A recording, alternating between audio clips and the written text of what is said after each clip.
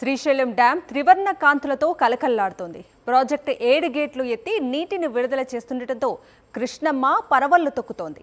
ఉవ్వెత్తున ఎగిసిపడుతున్న వాటర్ ఫ్లోను చూసి ఎవరైనా మైమరిచిపోవాల్సిందే.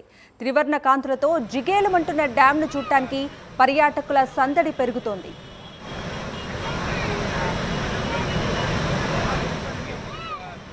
ఎగువ నుంచి వస్తున్న భారీ వరదతో శ్రీశైలం జలాశయం జలకళను సంతరించుకుంది.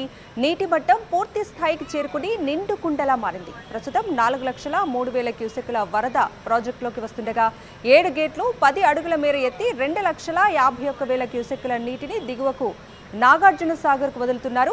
సోమవారం సాయంత్రం 5 గంటల సమయానికి 3 గేట్లు వదిలి నీటిని విడుదల చేశారు అధికారులు. మంగళవారం మధ్యాహ్నం 12 గంటలకు 5 గేట్లు తెరిచి నీటిని విడుదల చేశారు. అయితే వరద ప్రవాహం మరింత పెరగటంతో మరో 2 గేట్లు తెరిచారు.